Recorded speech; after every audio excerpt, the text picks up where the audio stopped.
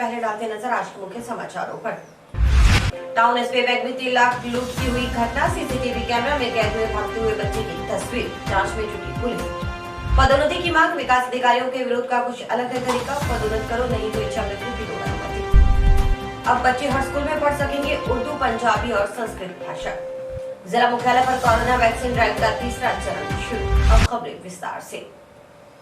Town SBI bank में सोमवार दोपहर को लूट की घटना सामने आई। सीसीटीवी कैमरे में दिखने वाले लड़के ने जेठाराम सिंधी नई आबादी के 3,10,000 लेकर भाग गया। SBI bank Hanumangarh town Valmiki Chowk पर हुई है घटना। गौरतलब है कि जेठाराम मुश्किल समय में मकान बेचकर बैंक का लोन चुकता करना था। घटना के बाद जेठाराम ने पुलिस प्रशासन को सूचना दी। समाचार लिखे जाने तक लड़के का कोई सुराग नहीं मिला।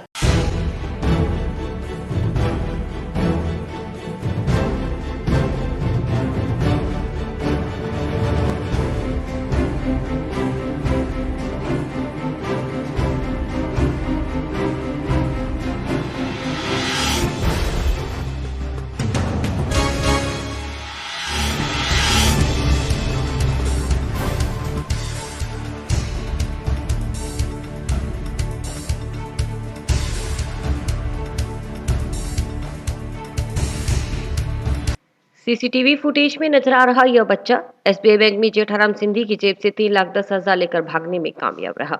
लूट की घटना सोमवार दोपहर की है, जब जेठाराम बैंक में यह पैसा लेकर आया था। पुलिस सीसीटीवी फुटेज के आधार पर लूट की घटना को अंजाम देने वाले इस बच्चे की तलाश में है। डीएसपी ने बताया कि संबंधित एरिया में फुटेज के आधार पर बच्चे की पहचान करने के प्रयास किए जा रहे हैं। पुलिस की अलग अलग टीमें लगाई गई हैं।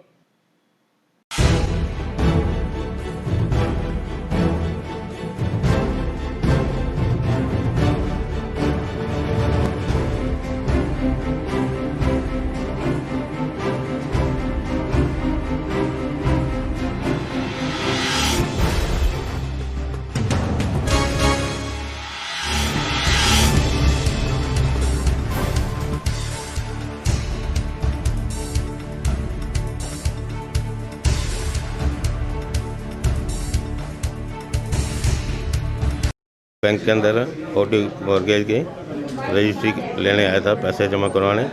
जैसे अंदर हम घुसे, एक मेरा मित्र आया था जिसने मेरे से मकान लिया है, वो पैसे लेके आया। हम दोनों पहले फार्म भरा, उसके बाद में वो पैन कार्ड मांगने लगे तो मैनेजर साहब के पास गए। उसके बाद अंदर गए, अंदर से बाहर आए, मेरे मित्र फ़ोटो स्टेट कराने गया और मैं फार्म पर दस्तखत कर रहा था। तो फार्म पर दस्तखत करिए, सिर्फ 2 दस्तखत किए थे। इतने में कोई छोटा सा बच्चा पास में, मैंने तो देखा नहीं, कोई बैक साइड में था मेरे, और आगे मेरे प्लास्टिक की थैली में पैसे भी थे, तो लेके गायब हो गया। बस 1 मिनट ही नहीं लगा और फ़ौरन मैंने गार्ड को कहा और गार्ड ने 10-12 मिनट लगा दिए। इसके बीच में ये घटनाक्रम हुई। मैनेजर साहब को कहा, फिर गेट बंद हुआ। पुलिस में सूचना की, कैमरा में कैद है और पुलिस देखो कार्रवाई कर रही है। मैंने तो उसी टाइम ही इंटरनली पुलिस को सूचना दे दी थी। कितने पैसे थे? 3,10,000 थे। 500 के 620 नोट हैं और मेरा साथी था साथ में, वो फ़ोटो स्टेट कराने गया हुआ था। हम 2 ही थे। क्या लगता है वो लड़का पहले पीछा कर रहा था? नहीं, पीछे नहीं देखा था बिल्कुल। अभी कैमरे में अभी तक नहीं आ रहा, लेकिन एकदम आएगा वो। और कैसे आता है, कैसे वो कैमरे से देख रहे हैं। के जेठाराम जी सिंधी है, उन्होंने अभी अपनी ज़रूरत के मुताबिक मकान बेचा था। तो मकान बेच के उन्होंने लोन भरना था बैंक का, तो एसबीआई की इस ब्रांच में लोन अपना जमा करवाने आए थे 3,10,000 रुपये। अब वो जब अपनी जमा पर्ची भरने लगे तो उसी दौरान एक कोई लड़का, जैसा कि हमने सीसीटीवी में देखा है, तो वो एक अचानक से उनके पैसे वहाँ से लेके और भाग गया बैंक से। तो उसके लिए आज हमने अभी पुलिस थाना में भी रिपोर्ट दर्ज करवाई है, बैंक को भी अवगत कराया है।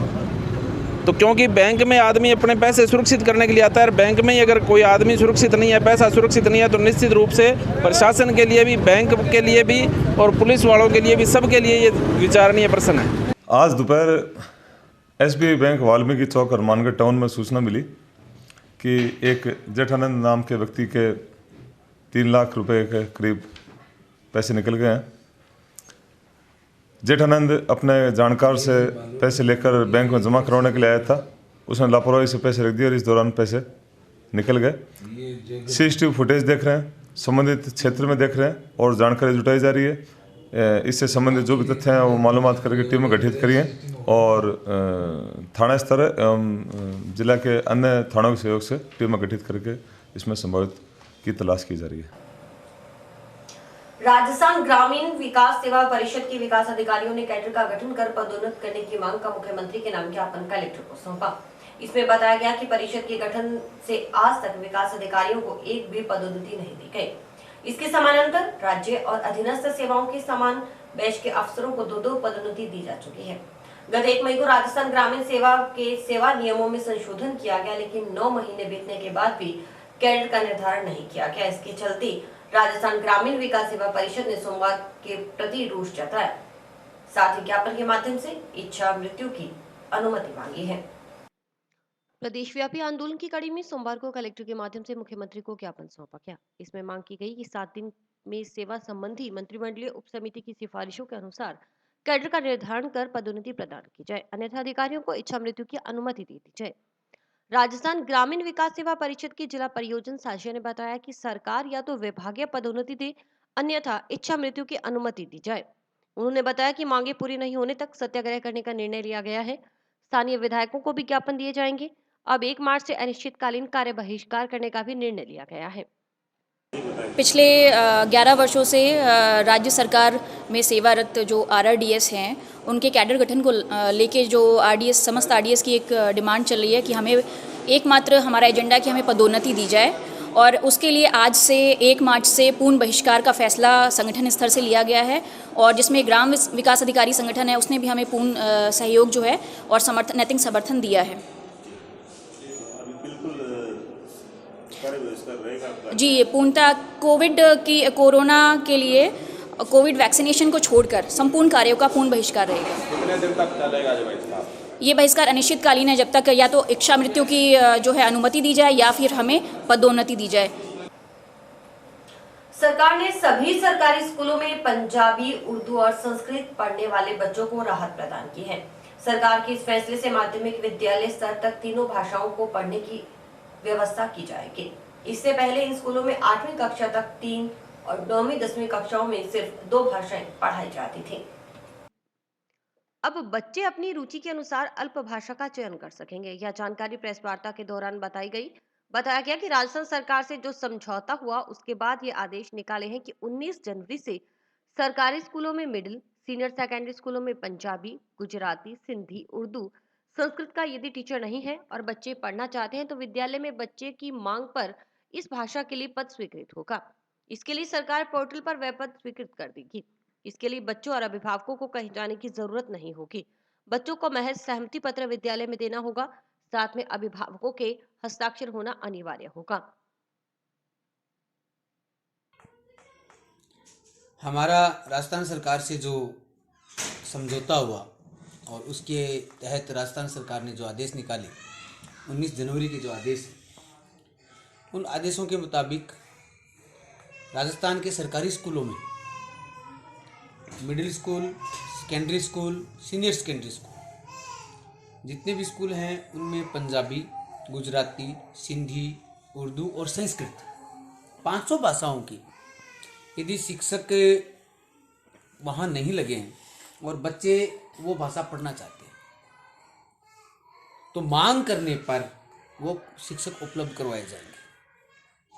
राजस्थान सरकार का ये कहना है कि एक विद्यालय में कक्षा 6 से 10 तक, 8 तक यदि 10 बच्चे मांग करते हैं कि हमें उक्त और अल्प भाषा पढ़नी है, चाहे वो संस्कृत है या पंजाबी है, गुजराती है, सिंधी है, उर्दू है, कोई भाषा पढ़नी है और उस भाषा का पद वहाँ स्वीकृत नहीं है, तो मांग करते ही सरकार ऑटोमेटिकली शाला दर्पण पर पद स्वीकृत कर देगी।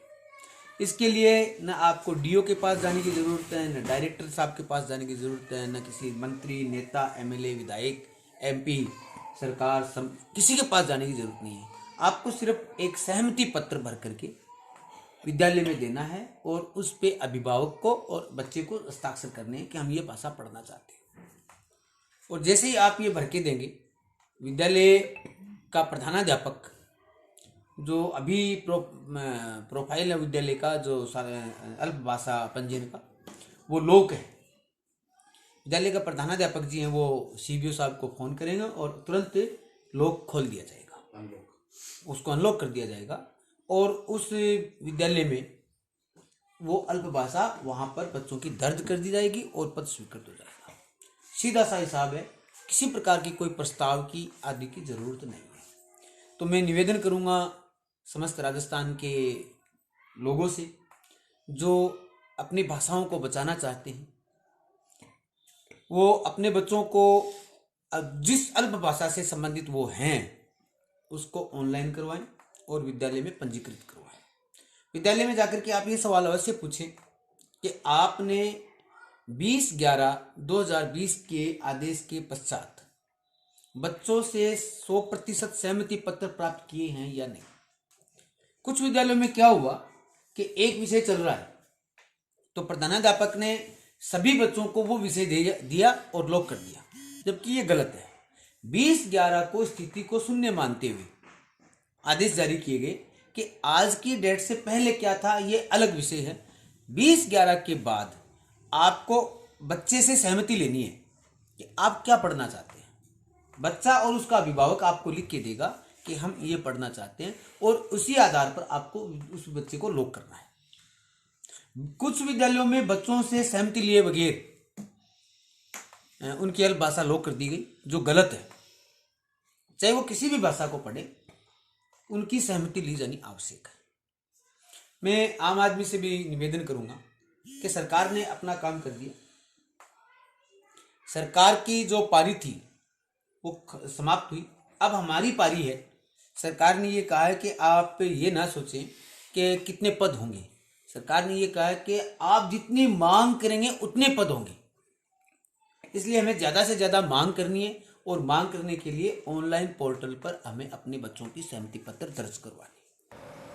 जिला मुख्यालय के लिए सोमवार का दिन बेहद खास रहा। ऐसा इसलिए क्योंकि कोरोना वैक्सीन ड्राइव का तीसरा चरण भी शुरू हो गया है।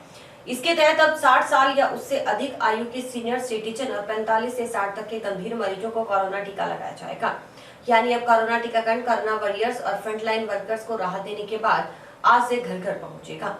गौरतलब है कि देश भर में कोरोना वैक्सीनेशन के लिए केंद्रीय स्वास्थ्य मंत्रालय की ओर से गाइडलाइन जारी की गई है।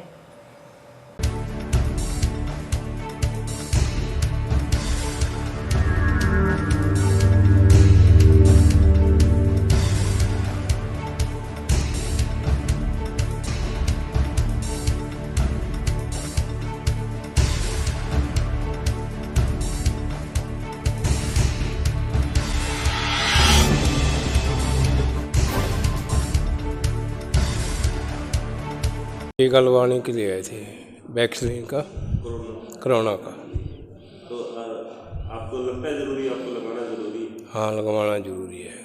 अपने कोरोना के बचाव के लिए टीकाकरण करवाना जरूरी है। सब कराएं, सभी कराएं। हमने कोई तकलीफ नहीं है।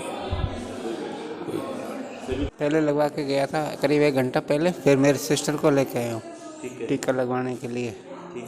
तो इनके भी लग गया।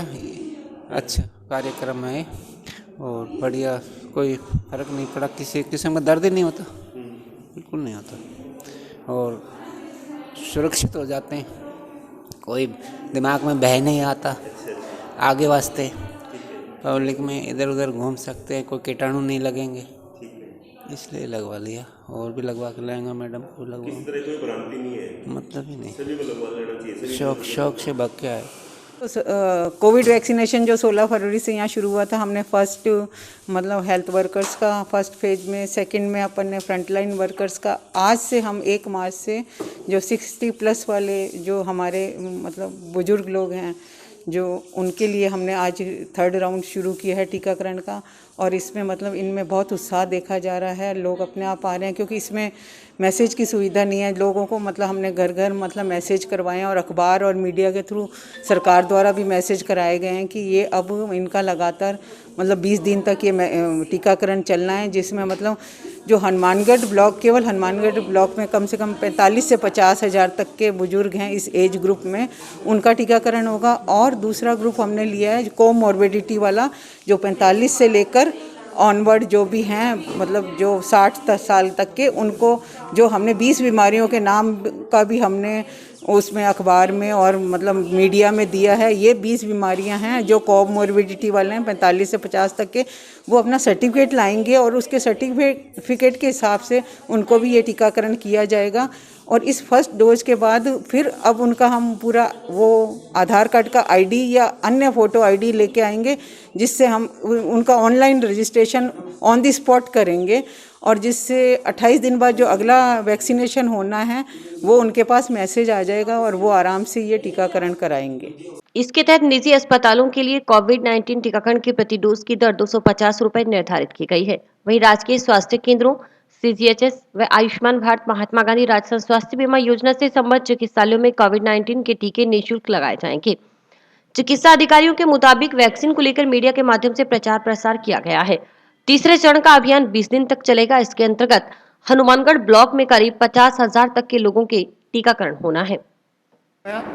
मुझे प्रेरणा ये मिली, जब टीवी देख रहा था तब मोदी का आया था कि मोदी जी ने सुबह 6 बजे टीका लगाया है, तो मैं भी 8 बजे से उत्सुकता थी हॉस्पिटल पहुंचूं।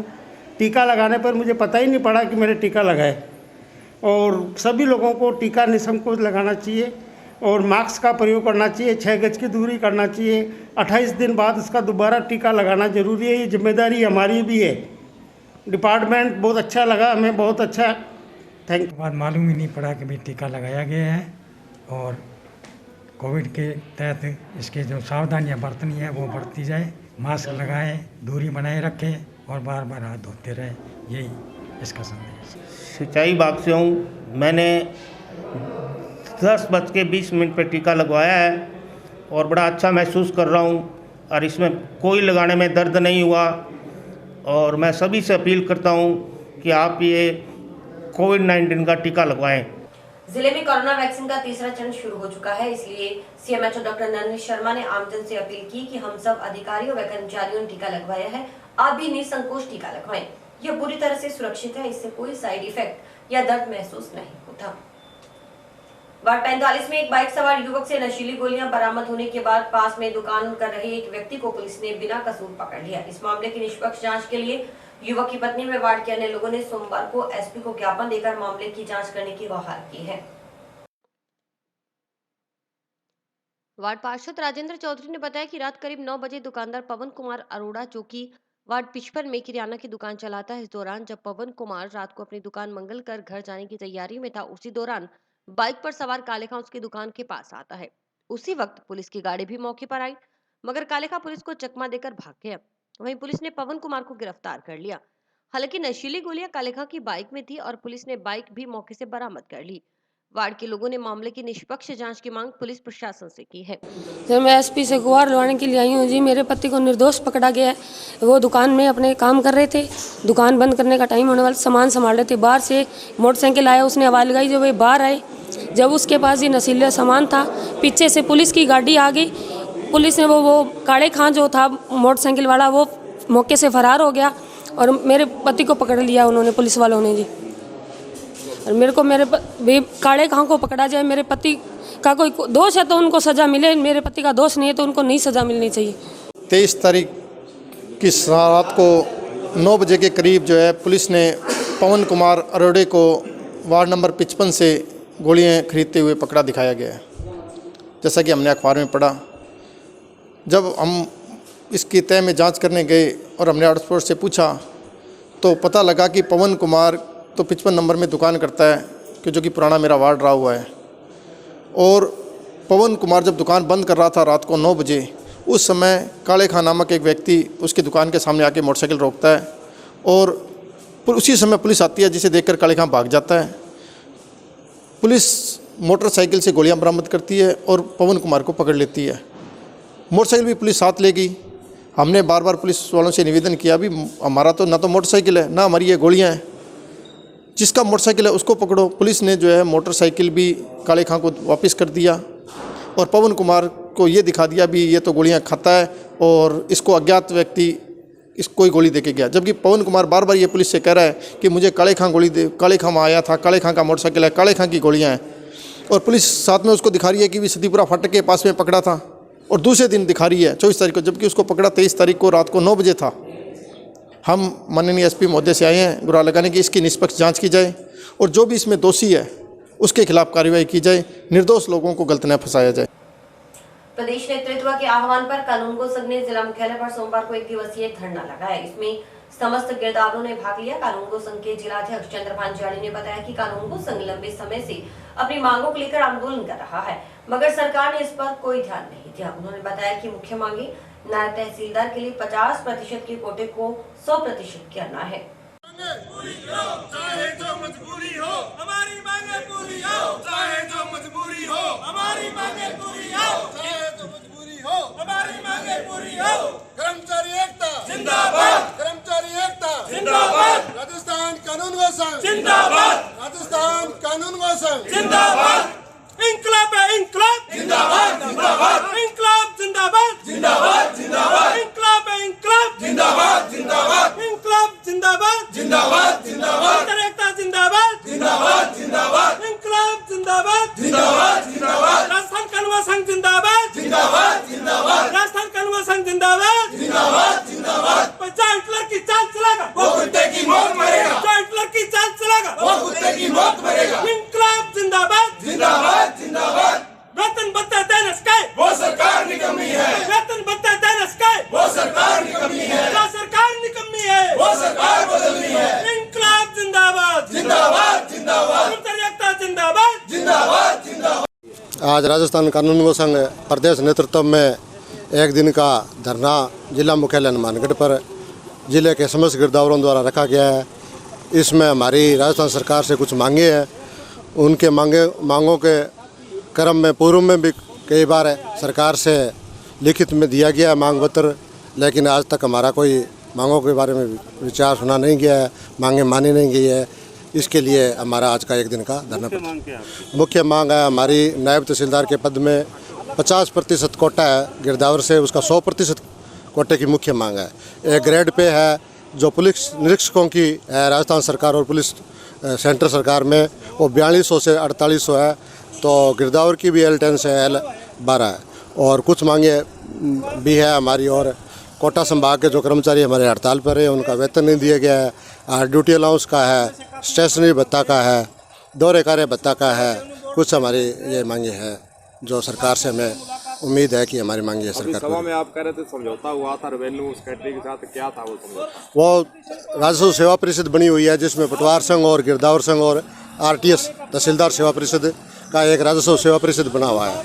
उसमें 28/4/2018 को लिखित में सरकार से समझौता हुआ था। कुछ पटवारियों की मांगे थी, कुछ गिरदावरों की थी, कुछ RTS की मांगे थी।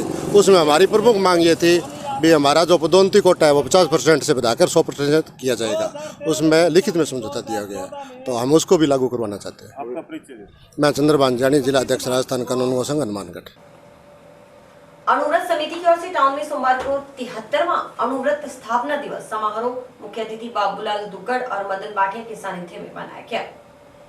समारोह को संबोधित करते हुए मुख्य अतिथि ने कहा, अनुव्रत आंदोलन मानवीय विचारधारा का एक विशिष्ट आंदोलन है। इस आंदोलन के माध्यम से मूल्यों की आचार संहिता का वर्णन किया जा सकता है। उन्होंने कहा कि अनुव्रत आंदोलन के प्रवर्तक आचार्य तुलसी ने अनुव्रत आंदोलन के माध्यम से जाति, रंग, धर्म, संप्रदाय से हटकर मानव मात्र के नैतिक विकास के लिए अनुव्रत आंदोलन का सूत्रपात किया।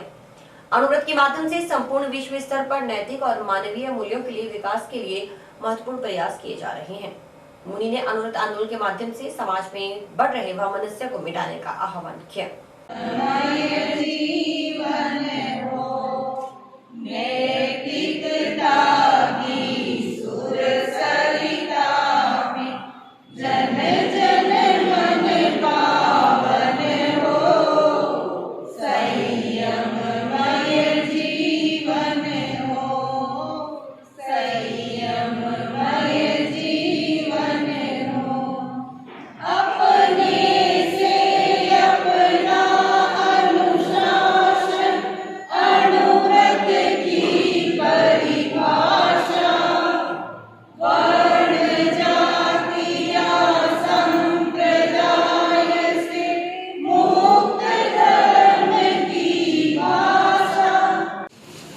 जैन समाज के सभी को बधाई देता हूँ। इसके अलावा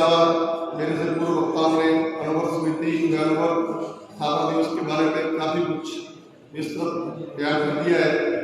मैं ज़्यादा न कहते हुए मैं सुरेंद्र जी कुठारी जो अनुभव समिति के अध्यक्ष हैं, मैं इन्हें बहुत साधुवाद दूंगा कि इन्होंने अनुभव के मार्गों पर चलते हुए अनुभव समिति के अध्यक्ष होते हुए मेरे एक छोटे से अनुरोध पर इन्होंने अपने जंक्शन में जो SBI की बिल्डिंग थी उसमें विक्ट मोड था, मैंने इनको निवेदन किया, इन्होंने मेरे निवेदन को सहर्ष स्वीकार किया, उस बिल्डिंग के कोने को इन्होंने पीछे किया। इससे न कि बहुत एक्सीडेंट जो घटेंगे, जो पहले खूब एक्सीडेंट होते हैं वहाँ पर एक्सीडेंट घटेंगे और कोई जाने बचेगी। मैं इन्हें पूरा बधाई देता हूँ, इन्होंने अनुभव के मार्गों पर चलते हुए ये काम किया, ये बधाई के पात्र है। आज जो चर्चा हो रही है ये बहुत ही प्रासंगिक है आज के विश्व के लिए कि हम शांति, अहिंसा, सत्य, निष्ठा, आपसी सद्भाव इन सब चीज़ों को अपनाएं। आज इन सब चीज़ों की हमेशा जरूरत रही है, लेकिन आज विशेष रूप से विश्व में जहाँ भी जो भी बुराइयाँ हैं उन सब चीज़ों को देखते हुए बहुत जरूरत है। इसके अलावा मैं देख रहा था कि अनुभव के जो सिद्धांत हैं उनमें सबसे ज़्यादा जो जोर दिया गया है वो नैतिक बल पे दिया गया है, संयम और संयम के साथ नैतिक बल। तो नैतिक बल जिस आदमी में होता है वो किसी तरह की बुराई, किसी तरह की हिंसा उसमें शामिल नहीं हो सकता। अपने जिले में, अपने इलाके में सबसे बड़ी जो समस्या चल रही है नशा मुक्ति की, तो अनुभव के जो उद्देश्य है उसमें मैं पढ़ रहा था, नशा मुक्ति भी एक अभियान है। तो मेरा यह अनुरोध है कि जो लोग प्रचार प्रसार में लगे हैं वो इन सिद्धांतों का ज़्यादा से ज़्यादा प्रचार प्रसार करें और जो भटके हुए लोग हैं, जो अवसाद में हैं, जो परेशानी में हैं और जो नशे में लिप्त हैं या और दूसरी तरह की बुराइयों में हैं, उन सबको छोड़ने के लिए उनको प्रेरित करें। आज हमारे अणुवर्त का स्थापना दिवस है, 73वां स्थापना दिवस है। आज से 72 वर्ष पूर्व है 1 मार्च 1949 को हमारे महातपस्वी महामुनि आचार्य जी तुलसी जी ने ये उपक्रम शुरू किया था। जब द्वितीय विश्व युद्ध खत्म हो गया, उसके बाद हमारे को आज़ादी मिली। आज़ादी के बाद में आपस में इतना वैमनस्य पैदा हो गया था, तो आचार्य तुलसी ने सोचा कि आपस में सद्भावना, भाईचारा, नैतिकता और चरित्र की बहुत आवश्यकता है इस राष्ट्र में। इसलिए उन्होंने ये उपक्रम शुरू किया और धीरे धीरे ये बढ़ता हुआ ये आंदोलन का रूप ले लिया और पूरे विश्व में इसकी आवश्यकता महसूस की जाने लगी। अभी ये 73वें वर्ष में प्रवेश कर रहा है। हमारे इंडिया में जितनी शाखाएं हैं अणुवर्त की, उस सब में आज इसी समय में ये उपक्रम चालू है और इसका मुख्य उद्देश्य है कि विश्व में शांति पैदा कैसा हो। आज भौतिकवाद बहुत आगे बढ़ गया और बहुत लोग आगे अपने अग्रसर हो चुके हैं, अणुबम की तरफ, बड़े बड़े ये वायरस महामारी की तरफ आगे बढ़ गए। इसलिए अब ये स्थिति हो गई कि अब कोई ऐसी स्थिति की ज़रूरत है जिससे ये मतलब मानव को मानव मिले, इंसान को इंसानियत में आए। इसके लिए इस अणुवर्त की आंदोलन की बहुत महत्व आवश्यकता है। इसके लिए हमारे इस समय जो वर्तमान जो अणुवर्त अनुशासता है महाश्रमण जी, वो इसके लिए अहिंसा यात्रा के रूप में इसको यात्रा से निकाल रहे हैं। आज वो लगभग 50,000 किलोमीटर की यात्रा पूरी कर चुके हैं और उनका अभी यात्रा निरंतर चालू है। उनका मुख्य उद्देश्य यही है कि नैतिकता और सद्भावना और नशा मुक्ति का ये संदेश जन जन तक पहुँचाए। और इसके साथ समाचार समाप्त हुए। रोजाना दिख रही समाचार। नमस्कार।